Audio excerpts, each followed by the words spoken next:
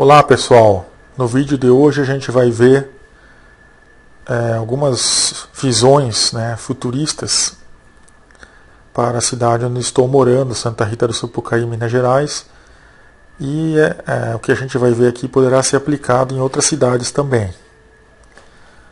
Então eu gostaria de começar mostrando aqui uma breve resumo do meu currículo e também o canal de vídeos, tem o link aqui.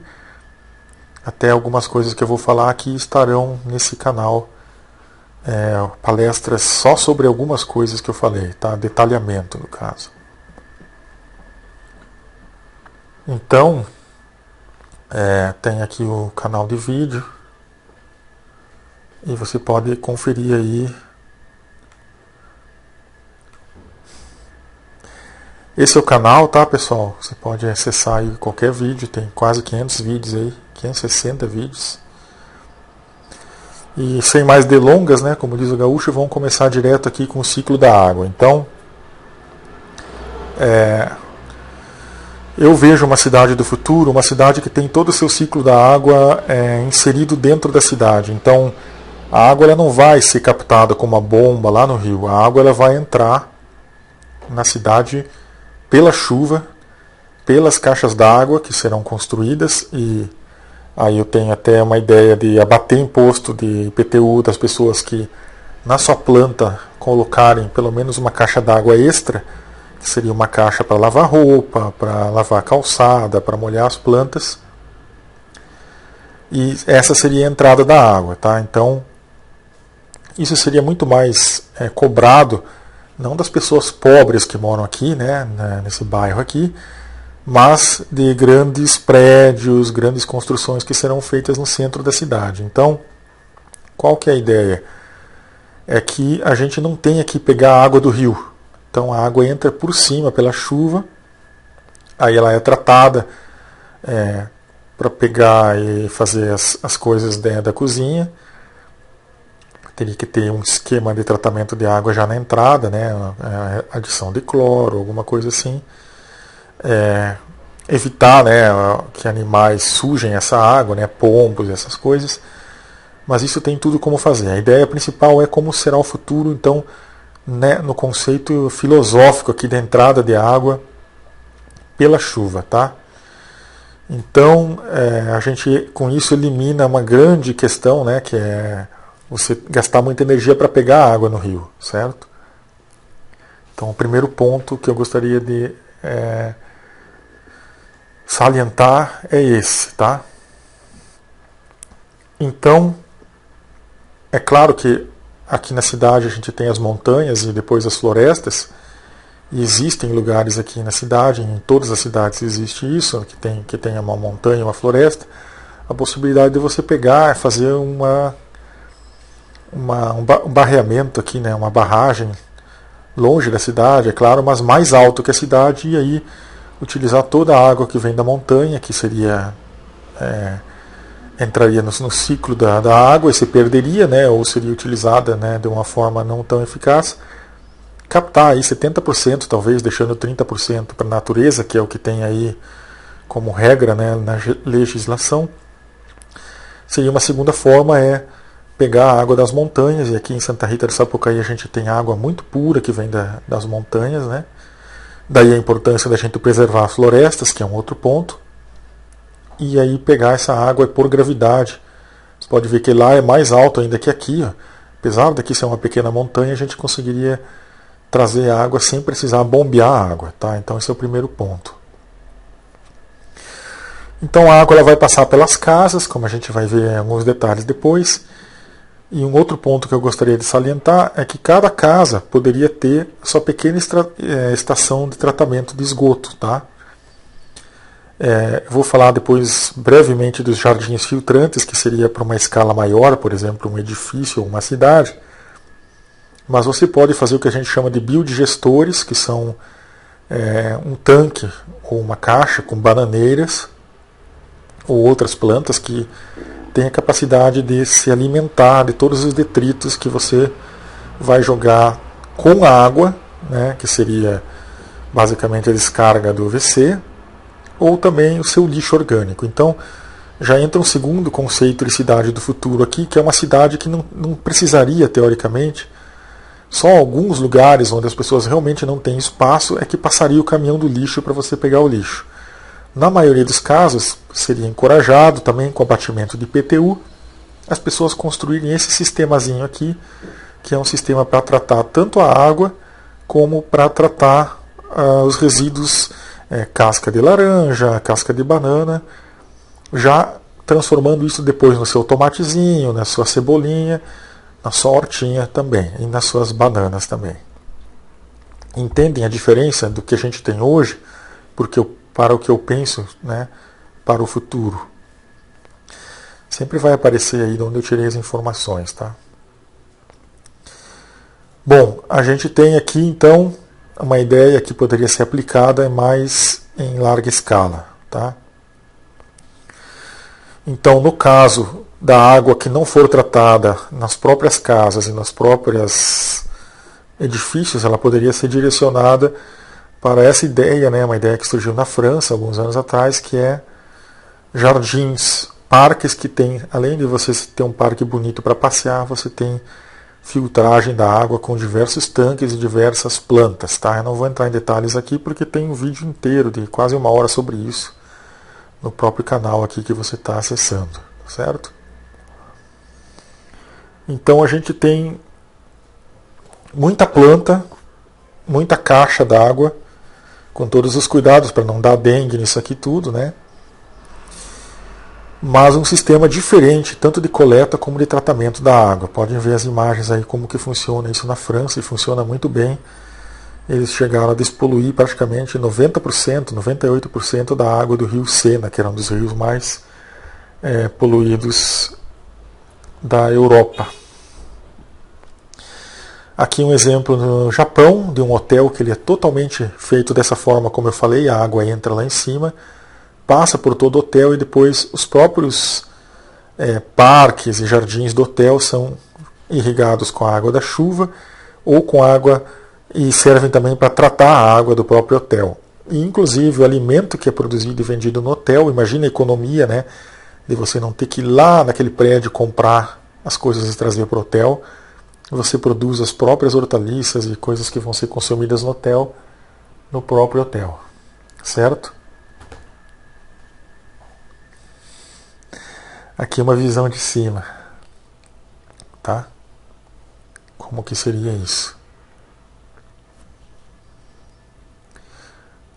Bom, sempre que necessário, poderia haver aqui também a captação de energia do vento e energia eólica para bombear a água caso for necessário aqui. Então, sempre energias limpas, tá?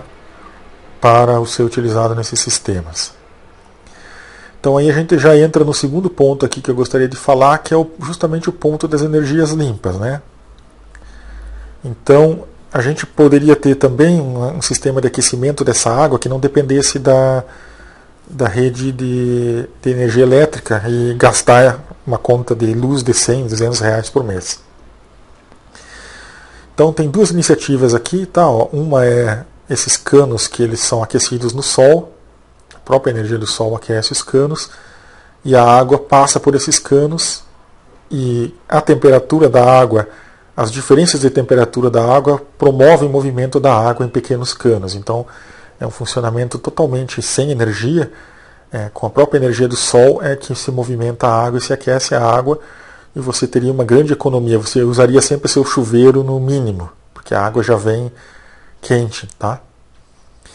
Santa Rita do Sapucaí, assim como muitas cidades do Brasil, possuem ali de maio até setembro o céu muito limpo, né? É uma época que quase não chove e que poderia ser economizada uma grande quantidade de energia elétrica aquecendo a água com canos pretos aqui, tá? Ou uma caixa d'água preta, como a gente pode ver aqui em Ribeirão Ouro Preto, tá? Então vejam só, se você simplesmente pintar sua caixa d'água de preto por fora, já pode ser que com um dia quente, como deu aí esses dias no passado aí, e eu já percebi isso até no prédio aqui onde eu moro, que mesmo a caixa d'água não sendo preta, pega muita energia do sol, e o que acontece?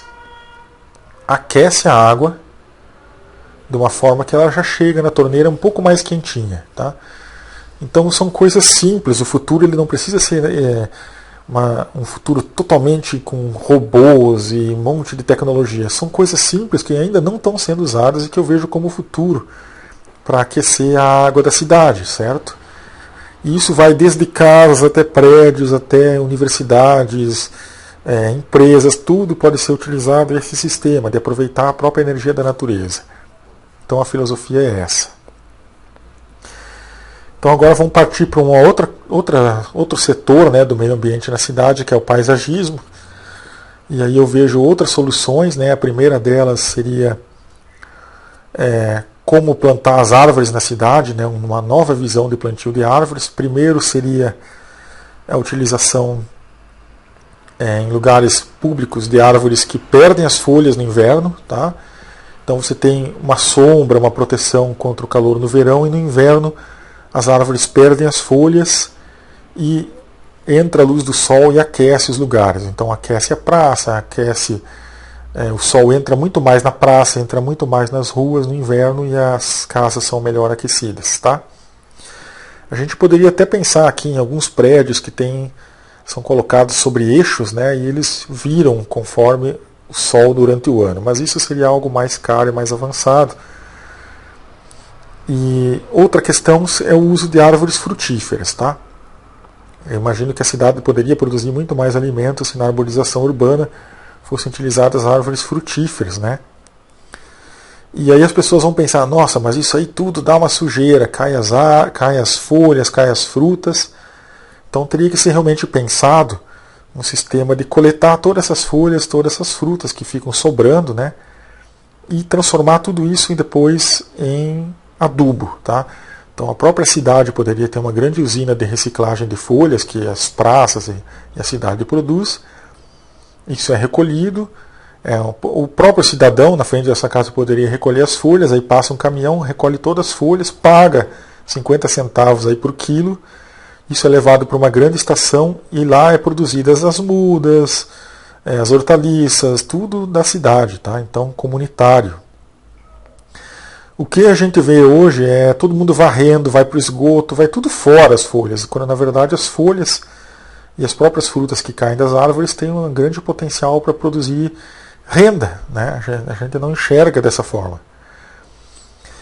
Aqui vou dar um exemplo de uma outra ideia que eu tenho para cidades, que é o seguinte: você colocar aqui, está vendo que está tudo roxo aqui, ó, são ipês roxos que eu pensei em ser colocados em lugares estratégicos aqui na cidade. Isso aqui é Santa Rita do Sapucaí, que eu estou falando, que está a igreja, a Praça Central.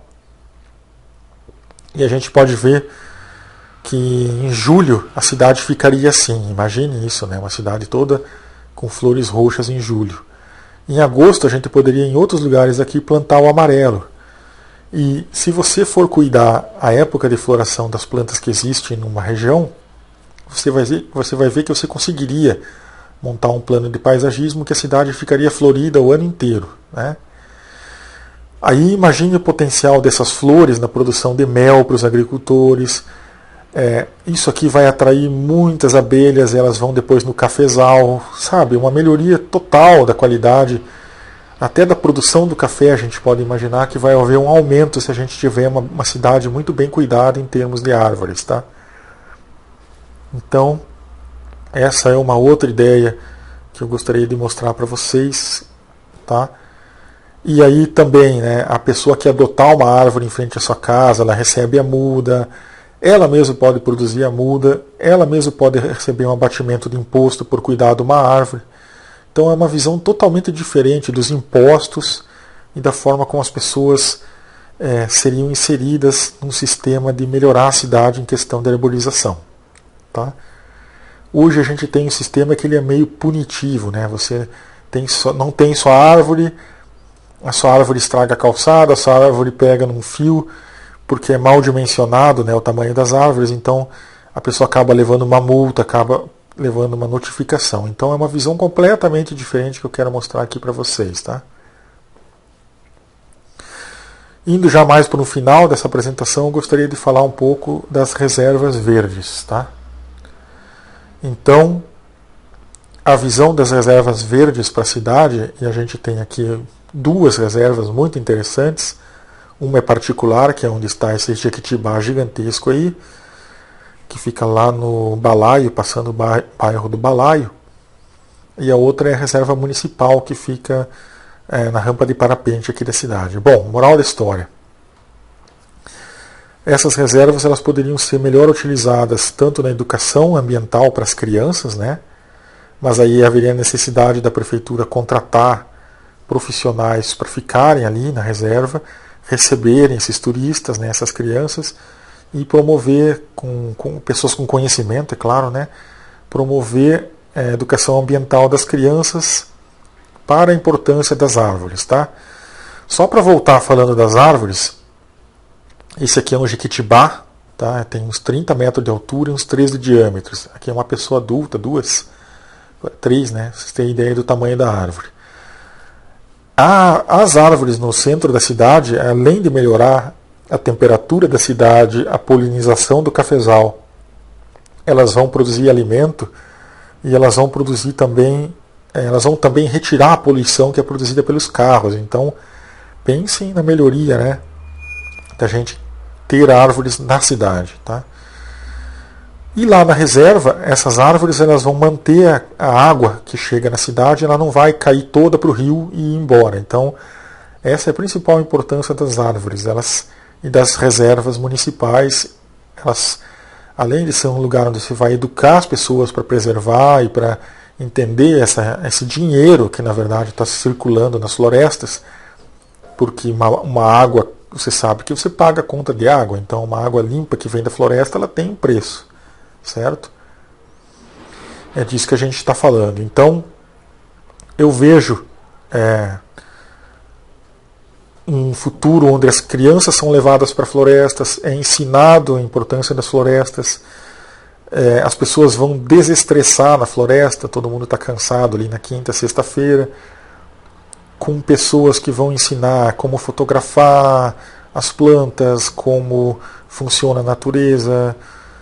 Então poderia ser um futuro bem mais relaxante, né, com essas reservas, com caminhos guiados, tem a possibilidade de você ligar uma árvore a outra aqui, elas são 3 árvores aqui nessa reserva, só para dar um exemplo. Fazer caminhos onde a pessoa pega um binóculo e observa as aves, ver como é uma bromélia lá em cima, como é uma orquídea lá em cima, e fazer turismo sustentável também, certo? Então tem amplas possibilidades de aproveitamento das florestas, né? Principalmente recreacional. Bom, continuando, um dos problemas que a gente tem em Minas Gerais e no Brasil também é a questão do fogo. Então, Santa Rita do Sapucaí é uma cidade muito conhecida pela seu vale da eletrônica, sua tecnologia, e a gente poderia aproveitar melhor isso, né, com o monitoramento remoto dos incêndios que podem ocorrer na cidade, e inclusive não só dos incêndios, mas também dos crimes ambientais. Então, a gente vê muito aí nas estradas resíduos de açougue, o pessoal abate gado e joga lá na reserva municipal para apodrecer, né? Isso poderia ser tudo, pessoa que joga uma bituca de cigarro e causa um incêndio, como acontece aí na região, né? A gente vê as florestas pegando fogo, ou às vezes até intencionalmente as pessoas colocam fogo na mata. A gente poderia ter um monitoramento aí com câmeras remotas de alta precisão, né? Lentes boas e controladas remotamente, então a pessoa fica lá na prefeitura controlando se tem um incêndio, e na medida que surge um incêndio, já tem como combater bem no começo e até pegar quem fez, né? Então imagine, essa área eu acho que não pode ter muito perdão não, tá? Quem toca fogo em mata, eu acho que a gente tem que realmente punir, e também tem que, daí vem a questão da educação de novo, né? Você educar as crianças para elas não fazerem isso, você mostrar como que fica um bichinho queimado vivo, né? Você imagina você morrer queimado, é uma das piores mortes possíveis. Então a gente deveria realmente fazer uma educação ambiental mostrando como é que fica um tatuzinho morto, um passarinho no ninho que morreu, para ver se as pessoas se tocam, né, e não façam esses incêndios. Mas existe todo um combate de incêndio preventivo e depois paliativo, né? Então ele envolve a construção de áreas limpas, né, aceiros que a gente chama, em locais estratégicos, que eles não permitiriam que o fogo começasse na beira das estradas. Então essa é uma primeira medida.